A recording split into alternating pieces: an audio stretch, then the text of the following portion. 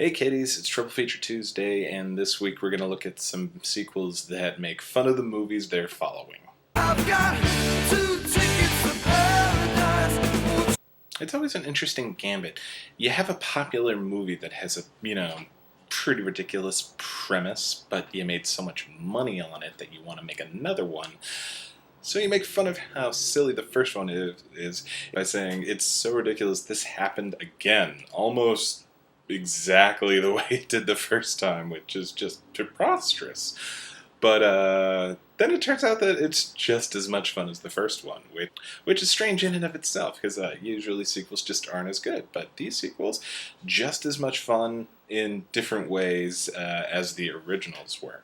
So our menu is going to include Gremlins 2, The New Batch, Charlie's Angels 2, Full Throttle, and Crank 2, High Voltage. What's great about Gremlins 2 is it makes no bones about the fact that you're not supposed to take it seriously at all, mainly by opening with a Looney Tunes segment with Daffy Duck and Bugs Bunny.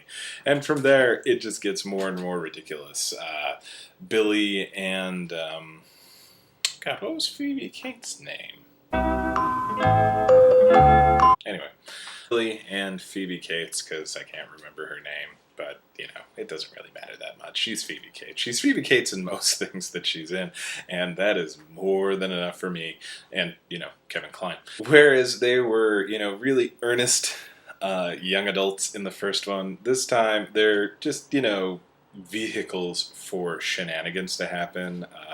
The old man that took care of Gizmo dies, and then Gizmo gets taken in by a pair of twin geneticists, played by those same twins that played that poor security guard and the T-1000 in Terminator 2 at the Pescadero? Yeah, Pescadero mental hospital. I can remember the name of the mental hospital in Terminator 2, but not Phoebe Cates' character name. I want to say it's Kate. It's probably Kate. We're going to go with Kate.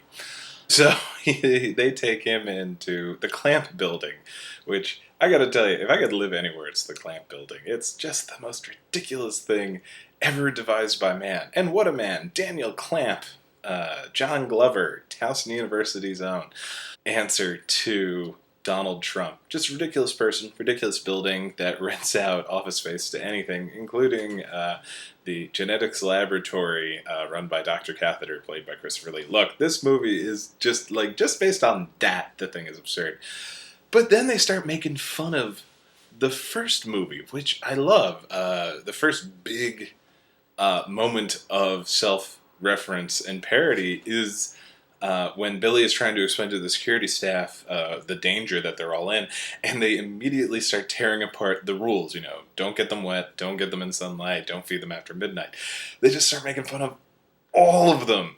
And that's great, because the rules are silly and ridiculous, but, they work for the movies.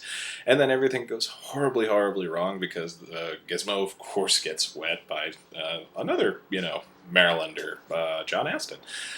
And then evil Mogwai come out, and they turn into gremlins, and all hell breaks loose. Other great parody moments are Leonard Maltin appears reviewing the first Gremlins movie because he didn't like it. He didn't like the first one, and this time Joe Dante gets around to murdering him with gremlins, presumably. They make a joke about when the film tears apart and we're taken to the theater that you're supposedly watching it in. They say all they want to do is watch Snow White, and then Hulk Hogan shows up, which is just one of the greatest things ever. My favorite bit of making fun of the first movie is when Kate, it is Kate, Phoebe Cates plays Kate. God, they really weren't being creative with that. Anyway, Phoebe Cates starts having a flashback. Or no, not a flashback, but she starts talking about a horrible thing that happened to her on President's Day, which apparently it is President's Day, or at the very least, I think it's specifically Lincoln's birthday. And this is a direct middle finger to the moment in the original Gremlins where she explains why she doesn't like Christmas Day. I am of such mixed feelings towards it, because in the first Gremlins, it's great. I mean, this is a great piece of acting where Phoebe Cates just tells the story and you're just wrapped. And that scene happens in the middle of everything going horribly wrong in the first one. This one, they're just making fun of her for it, and it's totally undeserved. But they're not making fun of her. They're making fun of the first movie, which is what the point of this whole movie is. Well, that and Looney Tune-esque shenanigans with all the different variety of Gremlins, Christopher Lee.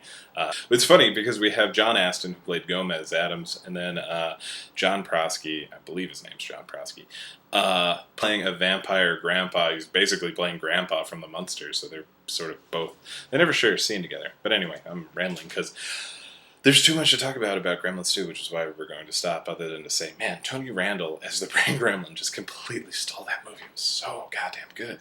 Next up, we have Charlie's Angels, Full Throttle. And, a lot of people don't like the Charlie's Angels movies. I'm especially confused about the guys that don't, because it's three hot women that are funny, smart, and beautiful, beating the living shit out of everything. I've been trying to figure out a way to get a Charlie's Angels movie on a triple feature, but it's been eluding me so far. And then this thing came along. First one, a light-hearted action movie with a lot of comedy elements, but, the action was the action, and the story was actually a pretty good story. In terms of an action movie plot line. This one, just absurdity. I mean, if you actually try to understand what's going on with the rings and why this guy has the one ring, but he needs another ring, and then he gives them both to this guy to get them in, and then the girls show up, and then the Irish mob is there, and then Demi Moore is behind it all. Doesn't make any sense. Because it doesn't need to. Because that's not what this movie is about. This movie is about having even more fun than the first one. And poking mild fun at it. Like right in the beginning when the girls have their big grrr moment in the scary Himalayan? Where? I forget. Or Korean? The Asian brothel place that they were in. And they're just doing it over the top and ridiculous because they're making fun of themselves, which is wonderful. And then proceeds one of the greatest action sequences with the helicopter and the truck and the dam and Charlie's Angels too. But then they start making fun of other things where like they'll do more parodies than they did in the first one. They do the dance number even more ridiculous than they did in the first one. They point out that Drew Barrymore is always falling in love with the bad guy.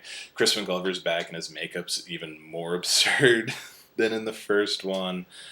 Taking the piss out of Cameron Diaz, Luke Wilson's relationship with the puppy dog, and it just over and over ridiculous things are reminiscent of the first one, but with a lot more humor involved, especially Lucy Liu and Matt LeBlanc's relationship and her whole secret identity issues with her dad, John Cleese, this time around. It's just, and at the end, it's just a good time and ridiculous, and we get, like, with all of these, we get at least as much as we got in the first one, which is, the people doing the things you wanted them to do, and it's just a lot of fun. Finally, we have Crank 2 High Voltage, and I'm not going to necessarily say I like Crank 2 better than any of the previous movies, especially I love Gremlins 2 so much. It's just nothing can follow Crank 2 because Crank 2 is just absurd. Like, the first Crank was, again, like, all of these movies, the first film, to a degree, was somewhat serious, or at the very least it took itself seriously. This time around, all bets are off. Chev is no longer poisoned, but his heart is missing, and he's got an artificial one, and the battery is running out. And it's just he's not having a good time, so he's running around again, under the guidance of Neville Dean Taylor, the creative geniuses behind Crank the First and Ghost Rider Spirit of Vengeance, aka Ghost Rider 2. And we have basically the same plot again, but with more ridiculousness. We have the sex scene in public is now at a racetrack, on the actual racetrack, and everybody's watching and cheering, and then you see a giant horse penis. I love that after, like, much like with Kate's speech in Gremlins 2 versus Gremlins 1. We have the flashback to the really poignant goodbye voicemail that Chev left. And then it turns out because he was falling through the sky, nothing got recorded at all. It was just all wind noises because the first movie is silly, and this one is pointing out how silly it is. We have the twin brother and other relative characters of dead characters from the first one popping up because we wanted these actors back. Ron Jeremy shows up, which is always a red flag that your movie is ridiculous and silly. I loved that, what's his name? Glenn Howerton reprised his role as the beleaguered doctor from the first one, only to get shot in the head randomly. It just... Crank 2. And on top of this stuff, like the stunts and the violence, and then at one point it turns into a Godzilla movie, and another time Chev is literally on fire and looking directly at you and giving you the finger. Just wonderful. The only downside to the whole thing, I think, is that this is the last movie that David Carradine was in. Kwai Chang Caine from Kung Fu, James Jesse from The Long Riders, and of course Bill from Kill Bill. This was not the movie to go out on, but he's not bad in it. He's just covered in a ton of makeup and you wouldn't have known it was him. See, that's part of what bothers me. So we'll just say that Kill Bill Volume 2 was his last movie. Sequels that parody their preceding films: Gremlins 2, Charlie's Angels 2, and Crank 2. And I will see you guys next week.